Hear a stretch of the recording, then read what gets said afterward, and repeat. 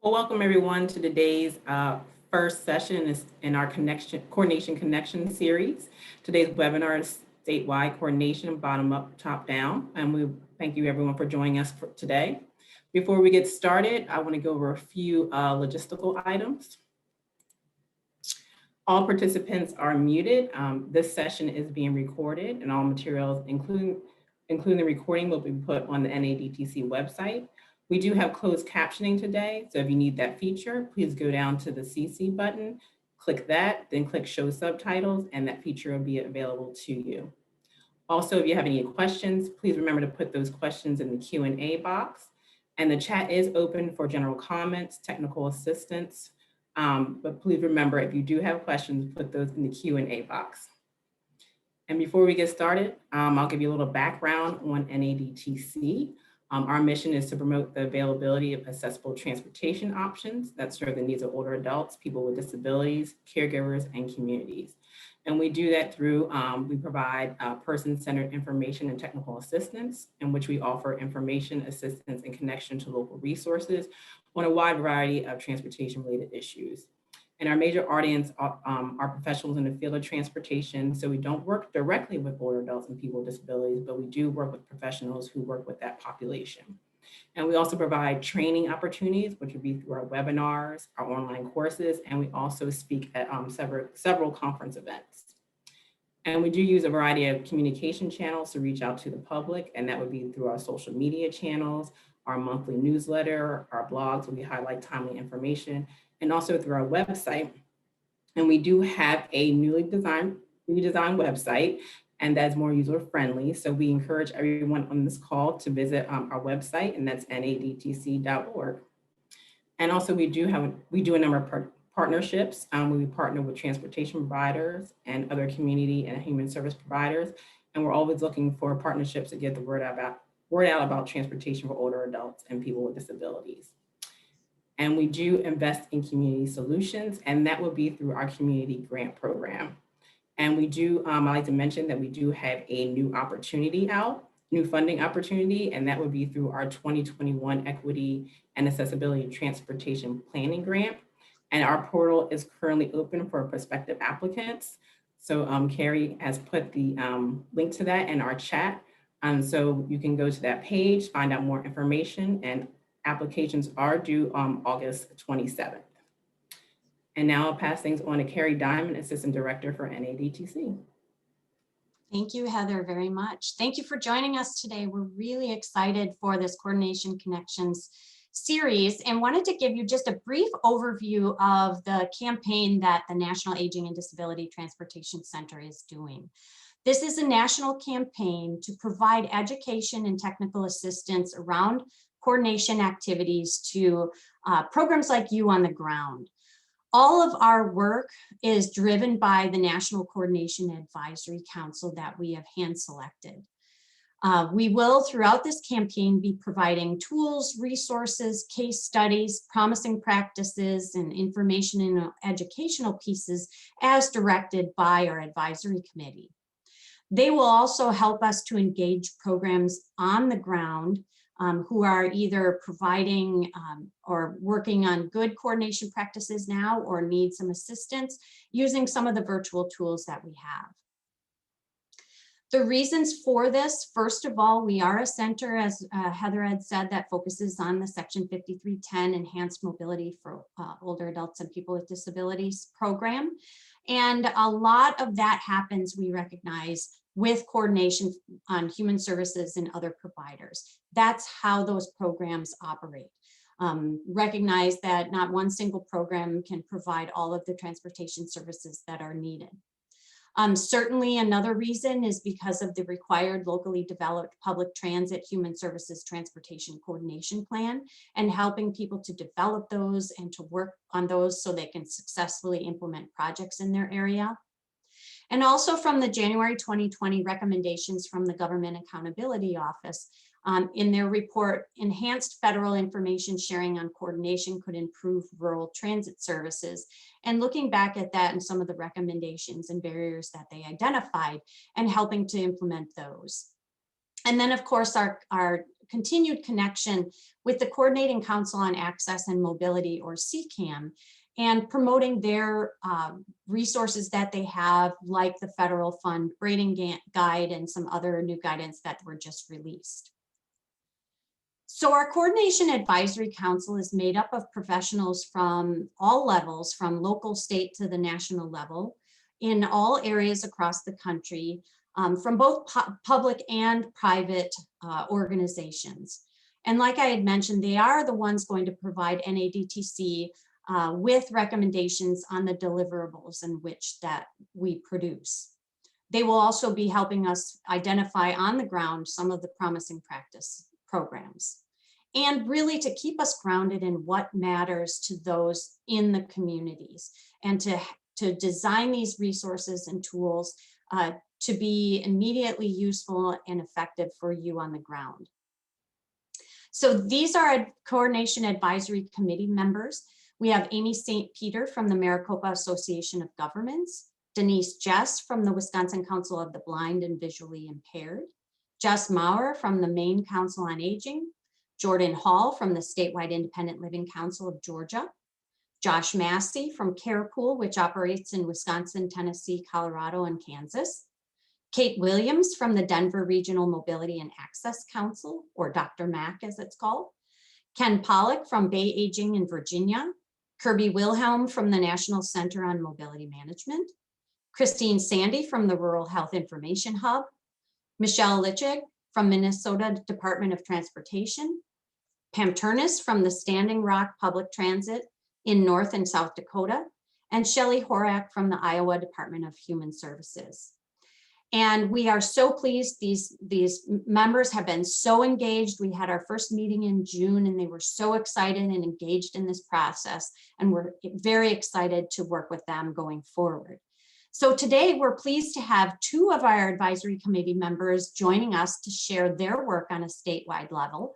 Amy St. Peter will be followed by Denise Jess. So I will turn it over to Amy. Great, Carrie, thank you so much. And thanks to everyone for logging in.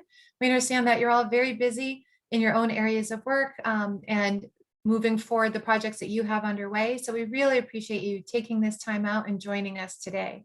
As part of my presentation, I'll be sharing the work that's underway here in Arizona. And that will include a little bit about how we started, our projects, our partners, and then some lessons learned that are universal. They are relevant, I think, to a number of different stakeholders. And we are excited to be able to share all of this great work. All of this work that's underway right now in Arizona is only possible because of our partnership. So while you might see me here with you today, please know that we have a fantastic team of people, multidisciplinary from a variety of different sectors, both within the Maricopa Association of Governments and far beyond throughout Arizona, in fact, across the entire country. Next slide, please. So a little bit about who we are, because who we are creates that filter then and impacts the way that we do our work. So I work with the Maricopa Association of Governments. We are the regional planning agency for the greater Phoenix area. So we're both a council of governments as well as a metropolitan planning organization for the area. We facilitate the Section 5310 application process, which many of you are probably very involved with. And just in case you're not, Section 5310 is a federal funding source that supports agencies that transport people with disabilities and as well as older adults. So within this role, we develop the Human Services Coordination Transportation Plans, and we also support the Transportation Ambassador Program, which is a program that we started here at MAG years ago, and I'll share a little bit more about that in just a few moments. Because of this regional work, we're able to expand statewide through Age Friendly Arizona. The goal of Age Friendly Arizona is to connect older adults with people of all ages in their communities. And so we are working with a variety of different communities throughout the entire state. And we're able to do that because of our partnerships. And one of our main areas of focus is on transportation, because transportation connects everyone to everything else and everyone else. And so while all of our work is very much driven by the community, that manifests differently at the regional level and then again at the statewide level. But all of it's connected and all of it is interdependent. And so I'll share a little bit about our story today. Next slide, please. Before I get into what we're doing or how we're doing, I'd like to pause just for a moment and talk about why we're doing this work. So when we think about transportation, it includes all different kinds of modes, from individual vehicles to vans, to trains, to buses, to light rail, to planes, all different kinds. But in all of those different modes, it's about people. And it's about people starting at one place, trying to get to another place. And so all of our work is really aimed at reducing poverty. But I want to expand that definition of poverty because there are actually three. And maybe you've heard of these. We didn't invent this at MAG, but we really believe in framing the work in this way. So generally, people will think about poverty in terms of the finances. So if somebody has low incomes, they don't have enough money. And that affects people of all different ages. But we very much want to focus on poverty of relationships as well as poverty of purpose. So poverty of relationships is when everyone that you care about and who loves you leaves, either because they've passed away, but for whatever reason, they're no longer in your life. And so that creates a poverty of relationships, losing the friends and family. We also talk about poverty of purpose. And that's literally getting up in the morning and not knowing if the fact that you got up made a difference to you, to someone else, to your community. That's poverty of purpose. And older adults achingly can feel both kinds of poverty, can experience all three kinds, but particularly poverty of relationships and poverty of purpose are deeply wounding. And people feel that very much so. And it affects not just that their individual in terms of their physical and their mental health, their emotional health, but also their broader community. And so transportation, again, connects everybody to everything and to everyone. And so transportation, particularly being able to coordinate transportation effectively for older adults and for people with disabilities, really keenly impacts and reduces poverty of purpose and poverty of relationships. When people are able to travel throughout their community, they can maintain and attain their sense of purpose because they're giving back to their community. And it also helps them to improve their relationships, which reduces that level of poverty as well. So in all of our work, this is bottom up. It's about connecting people on an individual basis with the people and places that they love the most. And we work very closely with communities, and then that extends to the region and then throughout the entire state. So it's very much a bottom-up approach. But at the other end of that spectrum then is that top, is the statewide connections and coordination. And those have been really important too, because while the bottom-up approach helps us to be responsive to individuals' needs and to communities' needs and priorities, that top approach, that statewide approach, really helps us to cross-fertilize really good ideas to be able to reduce the time that it takes to start these new programs, because people have peers and networks and contacts throughout the entire state who are undertaking similar kinds of work. And it also helps us to amplify our collective voice as well as our collective impact.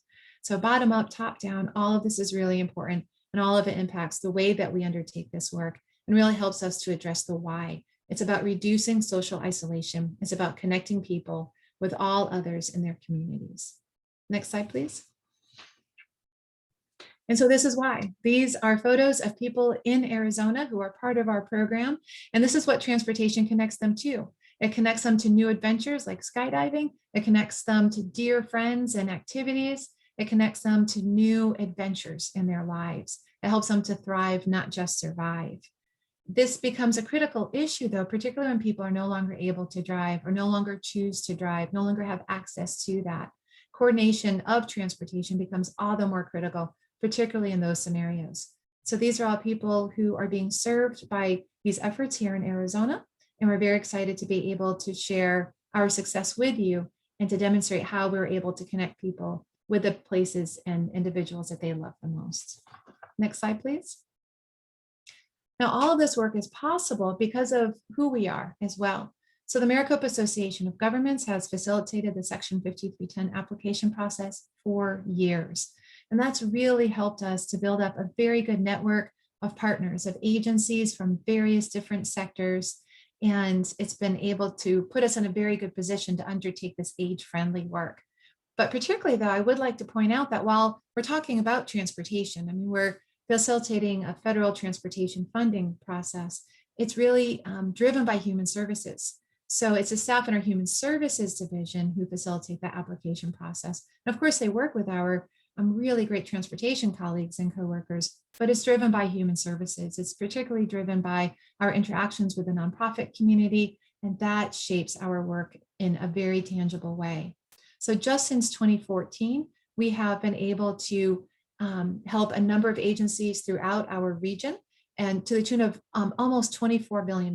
And that's assisted almost 270 different projects. During COVID, we had to be very nimble, like so many of you as well. And we're able to continue this work because of the relationships. Again, it's all really about the people. Next slide, please. And so part of our role then in facilitating the Section 5310 application process is to develop the Human Services Coordination Transportation Plans. We've been undertaking this since 2007, when the federal government first required this.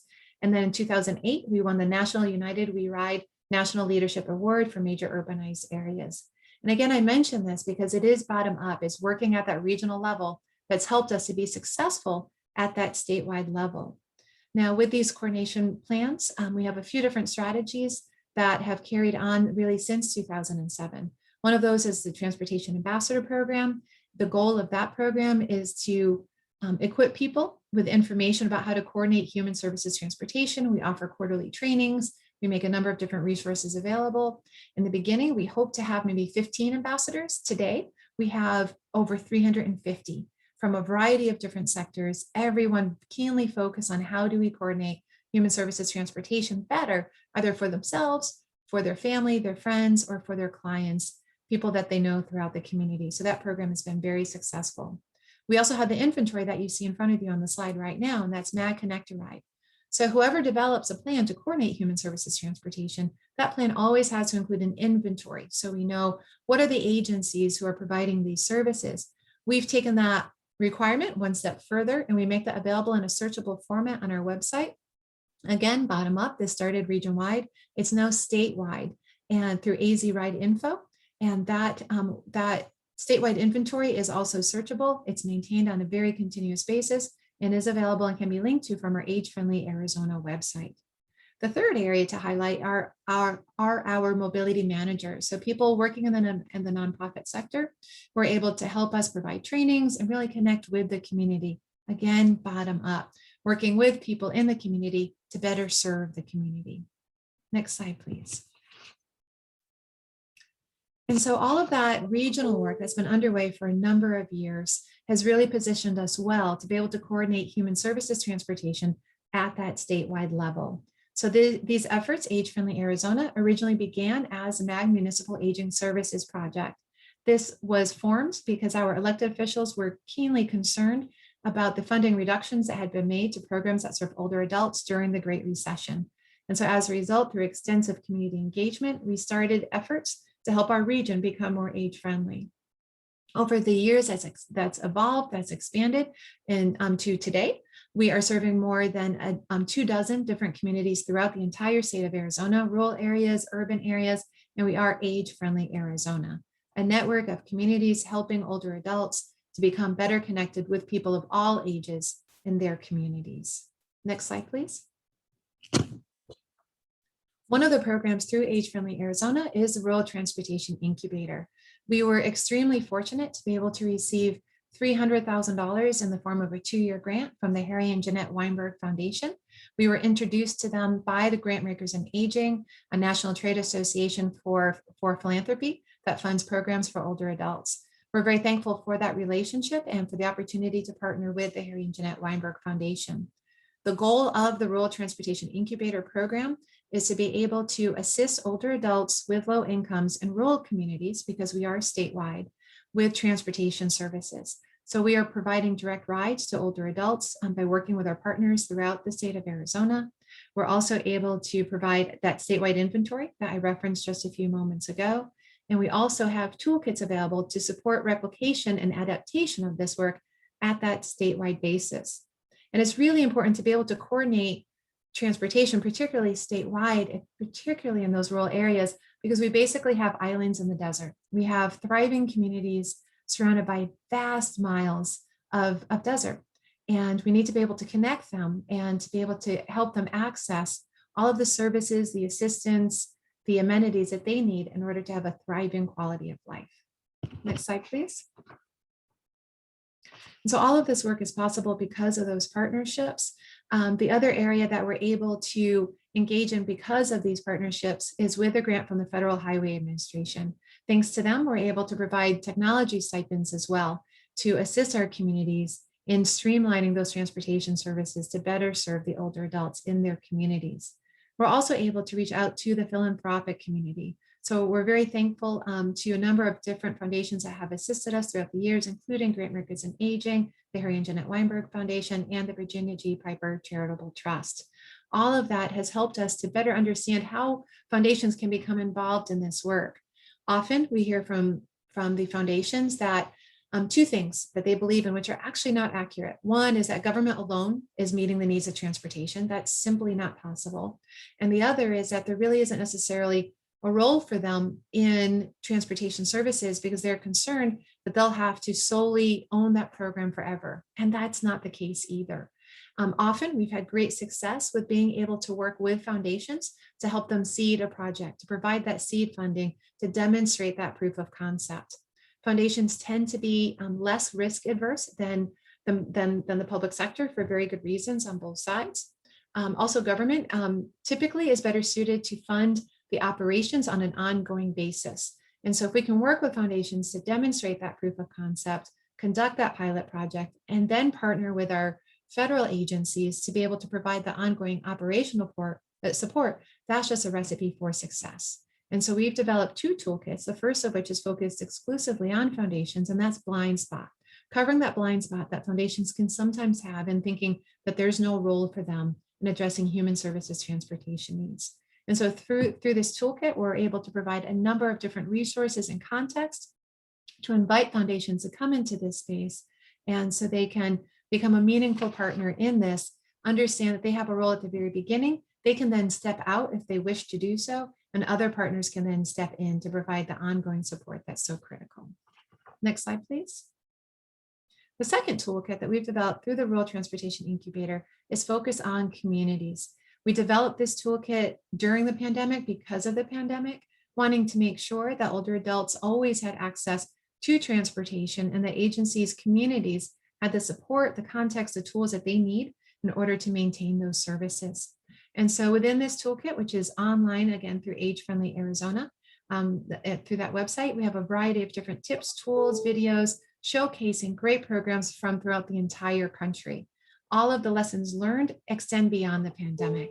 And so there's really good things in place that we'll want to keep in place as we continue to serve older adults through transportation services. Both toolkits were developed by SCP, and particularly Elliot Walker. Would like to thank her for her creative talents in pulling together both toolkits, as well as a whole host of other partners throughout Arizona and beyond to make these toolkits possible. And that includes great partners like AARP Arizona and Benevia, which is a local faith-based nonprofit located here in Arizona. Next slide, please. And so throughout all of this work, we're keenly focused on making a difference. And we measure that difference, and we're happy to share the great news of progress that's being made. So just in the 2 years since the Rural Transportation Incubator has been around, we've been able to serve more than 2,000 unduplicated older adults with low incomes in rural areas. So typically these people would be considered hard to serve and because of that geographic distance, but today they're receiving life-saving rides because of this program, because of the partnerships underway, because we're able to coordinate around human services transportation. We've provided more than 36,000 rides just in those 2 years, and that's still counting. And we're able to also, particularly during the pandemic, when we weren't able to transport older adults directly, we were able to bring them essential food and supplies that they needed in order to stay in their homes safely and in a healthy way. We're able to make more than 5,000 trips to deliver food to people when they needed it the most. Next slide, please. Oh, sorry. Wait, there we go. There we go. So all of these insights, challenges, and steps to move forward, I think, are universal. They are things that we can learn throughout a variety of different settings. So we're excited to share these with you. We're also excited to hear about your insights, to learn about your challenges and what you're doing to move forward as well. So do please feel free to add your questions to the chat, and we're happy to take those at the end of these presentations. But quick, just a few moments then about some insights that we've gleaned. One is that people are ready for this work. They need this work. And sometimes they move far faster than any kind of program or policy. And so we find that it's often our job to be able to support people and support them to make the choices that make sense for them, that resonate for them, that support them in living their life to the fullest degree possible. And so people are ready for this work. Of course, every project has a starting point. We've also found that many projects also have a turning point. It's really important to be focused on that. For us, one of the big indicators of those turning points was when we stopped meeting in conference rooms and started meeting in living rooms. That's when we knew that this work was being owned by the community and it would have a life of its own after all of the other funders went away. The community would still be there to own this work and make sure that it had the funding and support that it needed in order to continue. We've worked extensively with elected officials. They have circles of influence beyond our own, and they can open doors that we simply don't have access to. And so it's been really important to put them out front and to engage with them to make sure that we're meeting the needs of their residents and that they can help us really elevate this work. We're also very focused on being inclusive and intergenerational, just as that photo demonstrates, because this work isn't just about older adults, it's about connecting older adults with their communities. And that makes this work inherently intergenerational. It's also very important, as much as we talk about the successes, to be real and authentic about the challenges. We have some very good partners who initially joined us at the table, not because they believed in our work or even liked us, but because they wanted to keep an eye on us. And we knew that, and we welcomed them into the fold. And today I'm excited to say that now they truly are a partner. They believe in the work because we've been able to establish those high levels of trust. So when we're out talking about our programs, we're not just talking about the programs that we started, we're also talking about the legacy programs. The programs have been in existence for years throughout the state of Arizona, and we've been able to gather more funding and support for them as well. Sometimes there's concern that more money for new programs means less money for existing programs. So we need to acknowledge that, and we need to ensure that doesn't happen. We've also learned very acutely that every community proceeds at its own pace. We can't rush things, and it's wrong to slow things down too. So if people are ready, then let's do it. Let's get to work. If people need more time, we need to be patient. We need to honor their pace. We've also found in terms of those challenges that this work is labor intensive and it's muddy, it's messy. The path forward is not always clear. And that's when it's all the more important to listen, to communicate very, very well, and to make sure that we're adding value to all of our partners around the table. In terms of steps moving forward, then I'd like to share just a few. It's so important to start small and then grow big, to have that proof of concept and to make sure that it works, to be able to iron out any of the nuances and be able to move forward in a really good way, and then be able to scale up work according to your own capacity and to the pace that's being set by the community. We have benefited tremendously by cultivating partnerships in unlikely places. Early on, we learned how important it is to take a look at what's important to the older adults that we're serving, and then to include those other areas as real partners in this. So if older adults that we're serving are very concerned about getting to their doctor's appointments, we need to be partnering with doctors, with insurance companies, with hospitals, with medical clinics. If they're trying to give back to their community, then we need to be partnering with the nonprofit agencies and other areas where they might be volunteering. If they're passionate about the arts, then we need to be equally as passionate and partner with, for example, the Arizona Commission on the Arts. We've had a great partnership with them, and we're able to, with them, offer an intergenerational art contest, asking people to depict what is it like to get older. And we asked people who were 80 and 18 and 8 and all ages in between and on either end of that, what is it like? And heard really fantastic stories, some painful ones, some painful fears and concerns, but also some incredibly inspiring and frankly humbling stories about what it means to get older. That helps us to better understand how can we then serve them in a better way, a more holistic way. Next slide, please. So this is my contact information. I would encourage you to reach out to me at any time. You do have my email address. Also want to acknowledge and thank Nancy Kanaki. She's our Age Friendly Arizona coordinator. She started with us as an Encore Fellow. So she had retired and now she's interested in social purpose opportunities. So Nancy's been with us for 2 years now. And if you'd like, I'd be happy to connect you with Nancy as well. Also Didi Castilla on our team, and her whole team is keenly focused on the human services transportation side of things. So again, we have a whole great team here at MAG. I'd be excited to introduce you to them. So please do feel free to reach out to me directly to access the MAG website at the second line or in the third item there. to go on to agefriendlyaz.org and be able to access all of these different resources and materials. But please do feel free to reach out. We are happy to learn from you and to be able to share these experiences in this incredible journey with you. Next slide, please. That does end my presentation, but I'm excited to introduce Denise Dress. She has a fantastic story of her own and tremendous expertise in this space. And so Denise, the floor is yours. Thank you.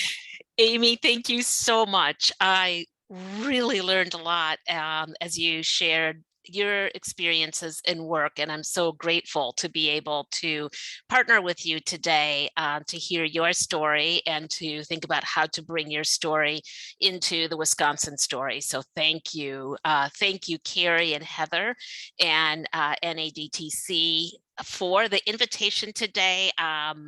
It's really a joy to me to share a little bit about the work that we're doing here in Wisconsin. And my hope is that for those of you who have joined us today, there's a kernel of something interesting that might pop for you, that might have its way to work back into your work in your states and your communities. So I'll start out by letting you know that I'm going to take a different approach than Amy did. And that's what I think is just magical, is that there's no right or wrong way to enter into the complexity that is serving and working with folks who need to get to where we need to go on our schedules and with integrity and our dignity and really being able to have that independence to move about in the world in the ways that make sense to us. So what I'm going to share with you takes a more top-down approach.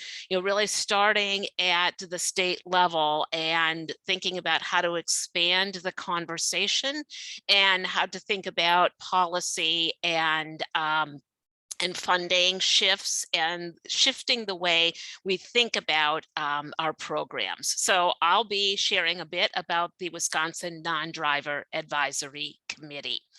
I am the executive director of the Wisconsin Council of the Blind and Visually Impaired, and I'll tell you a little bit about our agency in just a second. I think that's helpful for contextual, understanding. I'll also share with you that I am a person who lives with vision loss. I am legally blind and have been since birth. So I bring both that perspective as an advocate, as an agency lead, and as someone who is a non-driver and someone with lived experience as a person with a disability and now an aging adult into the space that I work in. So if you would advance the next slide, Carrie, that'd be awesome. So just a little bit about the Wisconsin Council of the Blind and Visually Impaired. We are not affiliated with any organization like the American Council for the Blind or the National Federation of the Blind or the American Federation of the Blind. We are our own unique entity, nonprofit. And our mission is to promote the dignity and empowerment of the people of Wisconsin who are blind and visually impaired through legislative advocacy, vision services, and education. We'll be celebrating our 70th anniversary in 2022. So a long legacy of being the advocacy voice for the people of Wisconsin who are blind and visually impaired. And next slide. We do our work in three prominent ways, the legs of the three legs of the stool. I often like to think about this.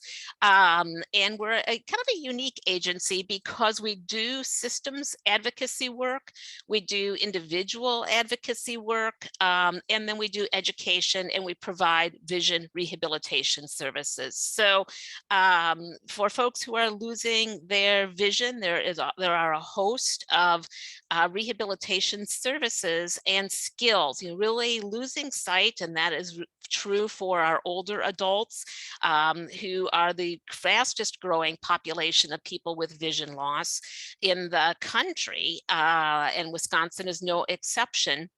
We expect the population of older adults who experience vision loss to double within the next 30 years or so. So it will be a significant number of our elders who are experiencing things like macular degeneration, retinopathy due to diabetes, glaucoma, retinitis pigmentosa, which is a genetic disease, and other vision loss experiences that happen somewhere during the adult time. So many of the folks have had full functional vision throughout their lifetime. So becoming vision impaired as a middle age or older adult requires a dramatic shift in mindset and skill set. And so a lot of the work that we do is in developing those new skills. How do we work with our functional vision that we have left so that we can continue to do the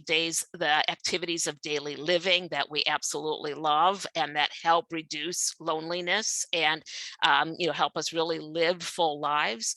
And then how do we develop non-visual techniques for being able to do activities of daily living? So that's a big part of what we do, but we know it's only one piece, that the individual skill building and access to the right tools also requires advocacy on the systems level to reduce barriers that are often in the way for those of us with vision loss, and that no matter the tools or the skills, those barriers are still there. And transportation access is one of those significant barriers. And then a lot of education work, because we know that folks with vision impairment, and particularly older adults with vision impairment, run into a lot of attitudinal barriers, both with family, friends, healthcare providers, and other folks that we intersect with. So it keeps us out of trouble, or potentially gets us in trouble, depending on your perspective. So we can go ahead and advance the slide. So I want to shift gears a little bit and tell you a little bit of the Wisconsin story. So I think having a sense of what is it like here in this gorgeous state, where we had some rocking and rolling with bad storms last night. So sending good wishes to folks who are dealing with cleanup and damage today. It's a beautiful state, and it's one where many of us are proud to be from. But having a little bit of that context, I think, helps paint the picture of some of the challenges and opportunities that we face. So our population is just under 6 million. And our Department of Transportation at the state level has determined that just under 30% of Wisconsinites are people who are non-drivers. In that number are counted school-age kids up to age 15, and they are figured into that 29% because their needs to go to activities put a stress on families, and so they are factored into the 29%.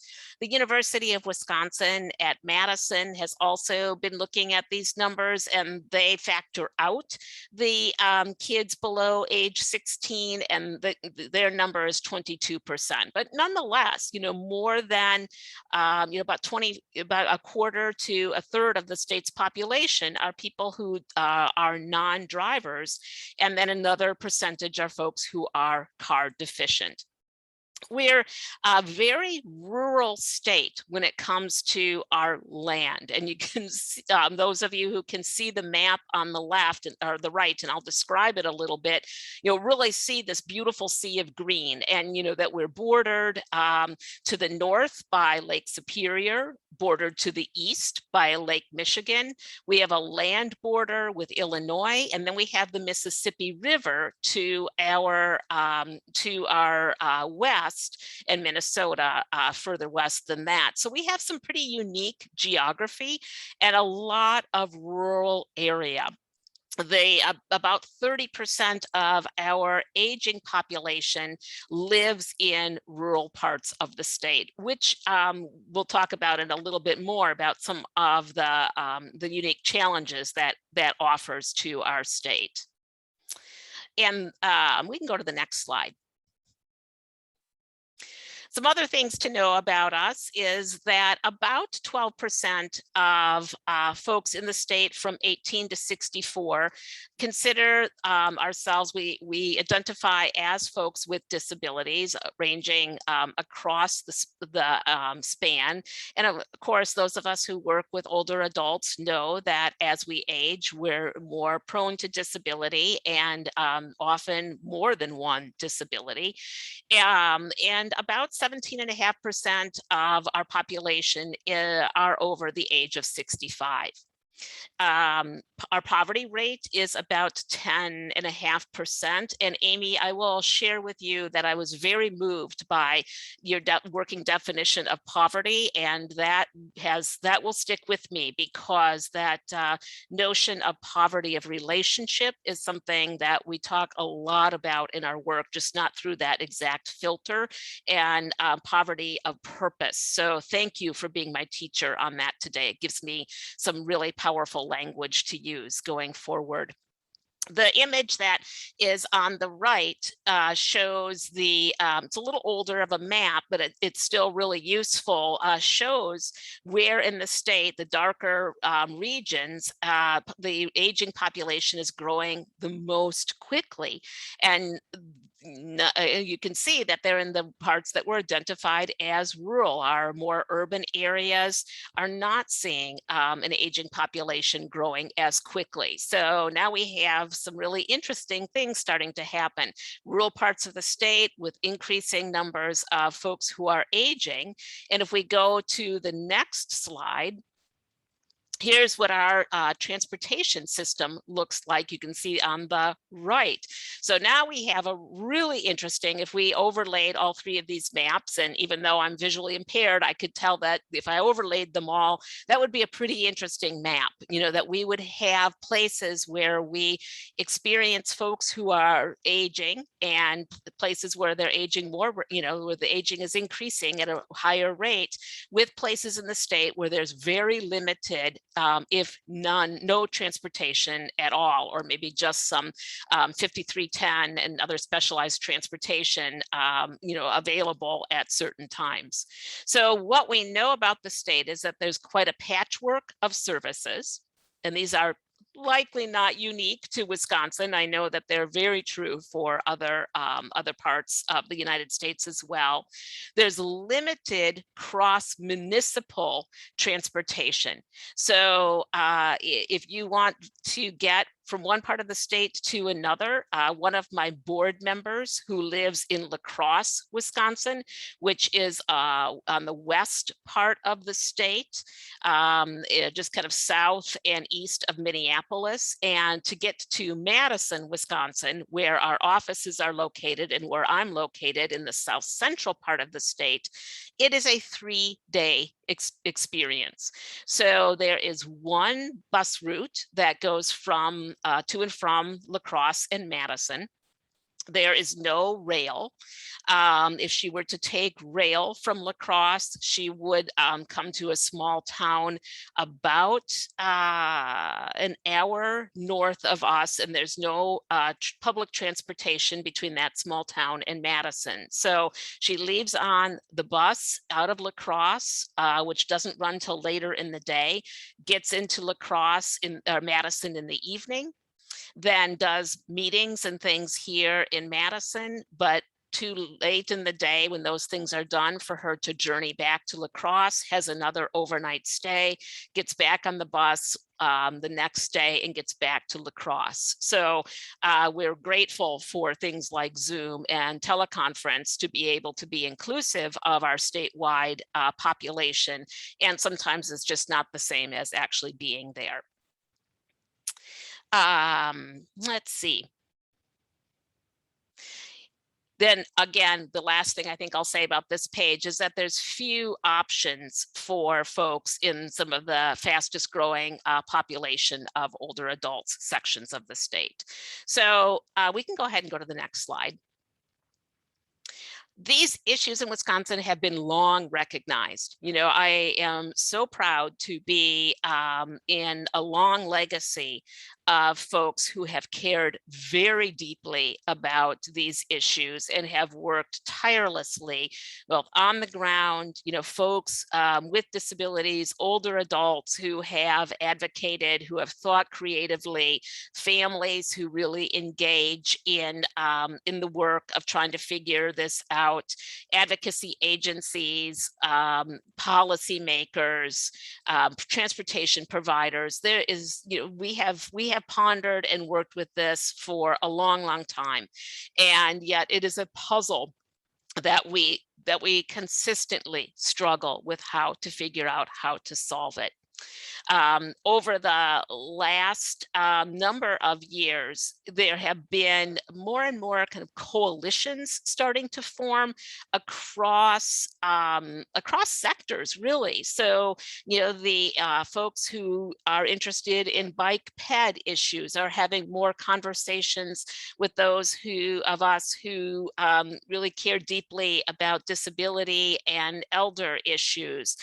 The folks who care about environmental concerns and land use are coming forward and engaging with us in conversations. And that's really powerful because, together we can do so much more than we can in our separate little sectors. And that's one of the great lessons we've learned from our legislators. I would speak with a legislator about the issues facing people who are blind and visually impaired in transportation, and they would say to me, "Oh my gosh, I heard the same thing from, aging advocates." And I'm like, okay, great. We need to be talking together. So this coalition work, I think, has some powerful continued possibilities. A number of years ago, a couple governors ago, there was a recognition that there needed to be more cross-fertilization of the state agencies. And so there was a government organization or council called ICTIC, is its acronym, which was the Interagency Transportation Coordination Council. And its job was to facilitate conversations between state agencies that house transportation programs. So the Department of Transportation, the Department of Health Services, Department of Workforce Development, the Insurance Commissioner, Department of Public Instruction, and Department of Veterans Affairs, Department of Children and Families, so that they would understand each other's programs, look at where the gaps were between them and where the overlap was, and see how they might do some remedying around that. And there was an interesting and useful report that came out of that with a change in governorship that coordinating council it reached its conclusion. So we can go to the next slide. So recognizing that we still had to do something, and that there was some good in what had come before, with a change in governorship a couple of years ago. Those of us in the aging and disability advocacy world had conversations with the new transportation secretary, Craig Thompson, and invited him to consider some sort of coordinating council that got people at the table from different perspectives to be able to parse apart these issues and try to figure out what could be some systems change things that we might do that could have long-lasting and sustainable effects. And it's so amazing when things land at the exact right time, because we knew that what we were proposing wasn't rocket science and it wasn't new. We had proposed it before, and this time it landed. And there's always just the sheer joy of when it lands with a policy maker and they get it and they want to do something about it. So our governor, current governor, has a very strong focus on equity and inclusion, and has been very clear with his agency leads across the state that this is an important initiative, and has also messaged collaboration among state agencies. So our request landed in the right context, and we also framed it as a way to look at economic development. So from that, the Wisconsin Department of Transportation formed the Wisconsin Non-Driver Advisory Council, or WINDAC, in the spring of 2020. And our charge is to develop recommendations to improve transportation of mobility, safety, and access for non-drivers. And we can go to the next slide. So a little bit about how WINDAC is structured. It is housed within the Wisconsin Department of Transportation, and there's benefits to that because it gets to live somewhere. You know, I'm involved in a lot of coalition work and a lot of ad hoc groups, and there's some wonderful things that happen from them, and having something housed and care tended by an agency often provides the necessary focus and resources that it needs to really get legs. So I'm very grateful to WisDOT for saying we would like to have this housed with us. The Secretary of WisDOT appointed 3 co-chairs to lead the committee, and very wisely did not make them all WisDOT employees. He saw the wisdom of having a diverse co-chair squad, and so I'm very honored to serve as one of the co-chairs of WINDAC, and my other co-chairs, one is administrator within WisDOT, and she has a long history in public transportation work. And my third co-chair is also a transportation advocate who works with the Board for People with Developmental Disabilities. Of the 3 co-chairs, I'm the one non-driver, and I am the person with a disability. Additionally, WisDOT staffs the non-driver advisory committee, and my co-chairs and I are exceedingly busy people, so to have dedicated staff to support us helps us stay on point. It provides the structure that allows us to really do the work. And sometimes I like to tell the folks that work with us that herding us 3 co-chairs is like herding cats in a hailstorm. We're very clear-minded and have big ideas, and sometimes we really need someone to help us say, okay, so let's move this forward. So we have an assigned project manager who helps facilitate our co-chair meetings, and the co-chairs meet every other week, and the full WINDAC meets twice a year.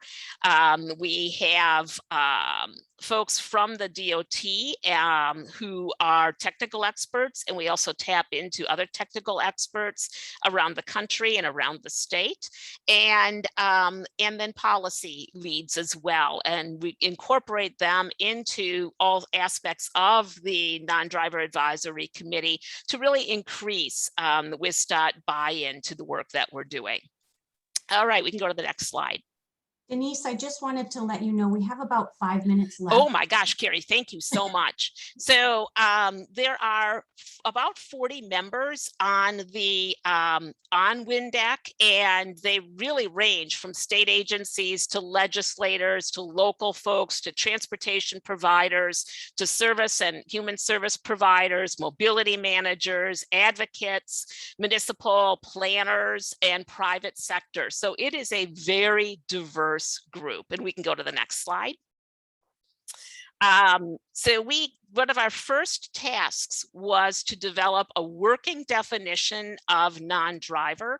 And so we use this one: people who do not drive because of disability. We label a whole bunch: age,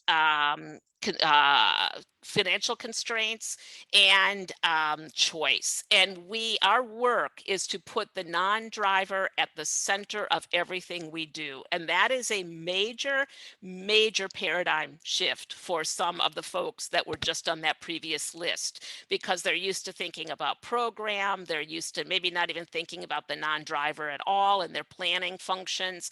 And so that has been a phenomenal piece of the work that we've done to really help people turn the dial on putting the non-driver at the center. So we can go to the next slide. So we have several things under our charge, and everything from ranging from assessing what the current needs and barriers are. There's been phenomenal learning from members about that. Really looking at things through the filter of the non-driver has been very eye-opening. Developing recommendations, identifying public policy shifts where we could do work, reviewing state and local programs and funding sources.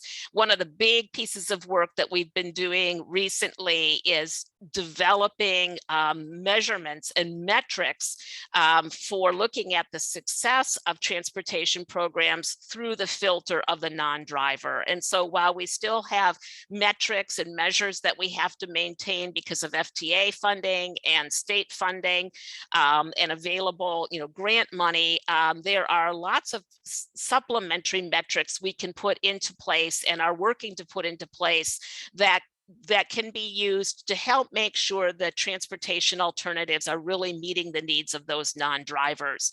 And then we've also been looking at GIS mapping of where are our non-drivers in the state and doing population projections so that, again, we can reduce that map you saw where there were great gaps in our transportation system and start to correlate where is the need and how do we address the need.